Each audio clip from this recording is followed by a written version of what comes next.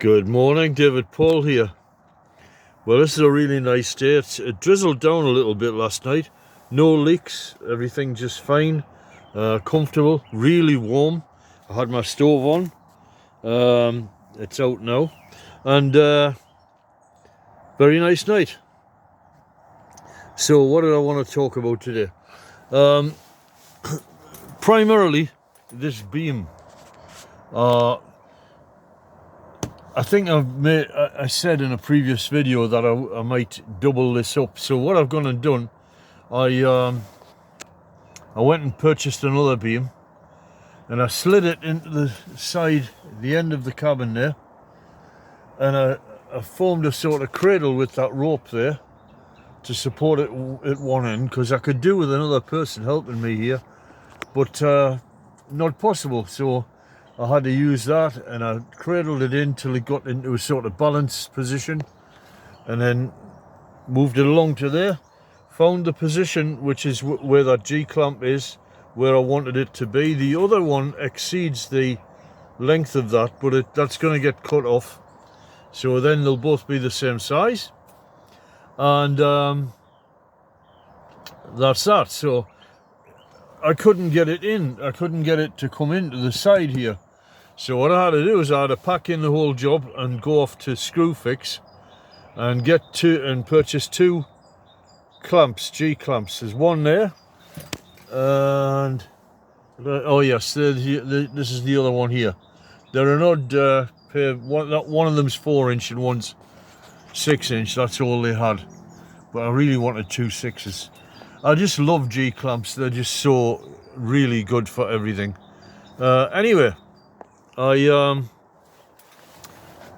got it in, and it was at an angle.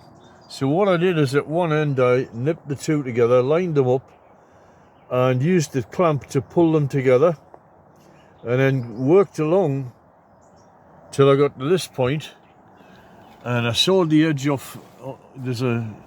I sawed a little bit off the corner of this wood here, so it formed like an entrance for it to slide into, an edge.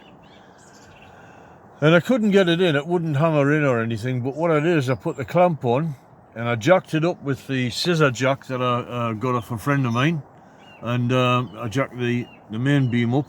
No, I didn't, I jacked the one I was going to put in. So that was now taking a lift on the cabin, lifting the roof up slightly, and giving it space to get in. And I put the G-clamp on, and I clamped it in. So that's how you do that, if you ever need to do that kind of thing. They are G-clamped in position now. That will not move. This is not going anywhere. And it's also like twice as strong. It could actually hold the roof entirely on its own, but I'm not going to let it do that, because I think eventually it'll do what you call hogging with wood. It sort of bends, you know, and I don't want that. So I'm going to still put the central log in here.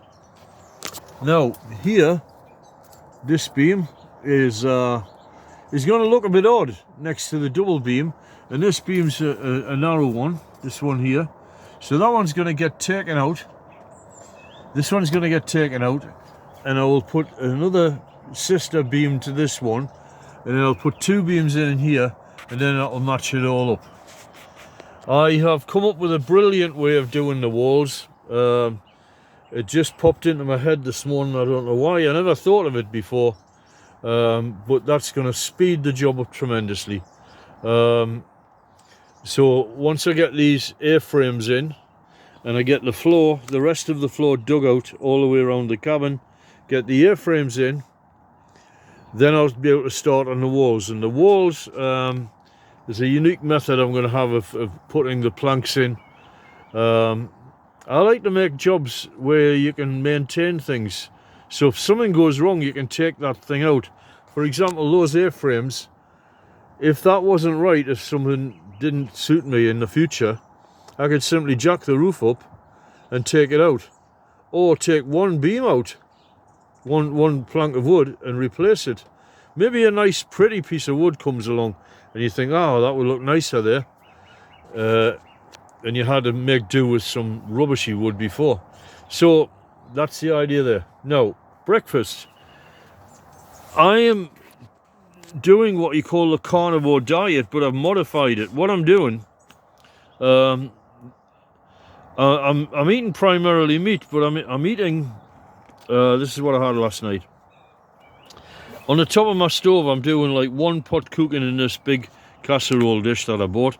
It's like an oven. It all bathes the food in heat, and it just cooks fabulously. So all you have to do is just throw all your stuff in there and forget about it. So last night what I had was I had carrots, sprouts and mince, and there's a lot of fat in there because it's high fat mince. It's about 25% fat, and that's what I'm functioning on now. So the idea of my diet is that you do not eat enough carbohydrates to sustain you in your diet, so that your body has no choice but to burn fat. Okay. Why do you want to eat the carbohydrates and the fiber at all? Well, because the theory I've got about the gut needing fiber in order to produce hydrogen. I'll talk about that in a future video. But bacteria in your gut produce hydrogen. So if you look at this meal here, this consists of a banana which I've squashed the living daylights out of, some porridge. That's much less porridge than I would have normally eaten. Even that's probably a bit too much, but I just love porridge. Unfortunately, it turns out, I looked it up, it's low oxalate. The diet that I'm aiming for is very low oxalate. Keep the oxalates down. Okay, so in that there's a bit of flavouring and a bit quicker energy, and that'll give me potassium as well, because you do need that. And you got your main fibre there, which is the porridge, which doesn't contain well, I think it's extremely low in oxalates, which is the thing we're targeting. And here is a massive dollop of butter, which you put in there as well. I'll add some milk to that and I'll cook it up, and that'll be it's absolutely delicious, I promise you. Try it. Okay, that's that. Low oxalate. Now, in order to keep the oxalates, I love tea. I just love tea. I'm English, you know, and that it goes with the territory. So I love my tea. So I'm now going to have some tea. And what I've been doing with the tea, let me just measure this right. Get the right amount of milk in there. What I'm doing with the tea is I have a friend called Badressa. He's not very well. He had a stroke, but he's still with us. Now, Pravin Badressa, like a brother to me, he said that Indians make the tea by boiling the tea in a pan. Now, if you do that, you get it. You know, in the days of the Empire, they had these charwallahs who just used to make tea, and the Brits would just sit on the lawn with their cucumber sandwiches and didn't know anything about how the tea was made or anything. It was just done for them. So Indians, the way they do it is to boil the tea in the pan, and some of them boil it with the water, with the milk in. I might try that. So I tried it, and you get a really deep flavour out of it. Now, my idea is that if you do it this way, get the deeper flavour and have less tea bags. I've been putting 2 tea bags in there, and it's too much. So there is a cup of tea made with 1 tea bag, and this is today's experiment in trying to curtail my oxalate consumption. So there you go. Let's put that back. So if you really like your tea, boil it. You'll get a deeper flavour out of it, and then you'll get less oxalates. It's not a massive amount. I think it's about 4 milligrams per cup of tea. So that's okay. And that's that for the moment. I'm going to make another little short video about the wood that I'm using for this, because outside of the cabin I have an absolute mountain of wood that I wanted to show you all, and how I do it and where I get it from and so on, and what you need to do to target in order for you to be able to build a cabin like this if you wish to do so. So That's it for now. What is it? See you later. Atilagu. Makita tayo sakana.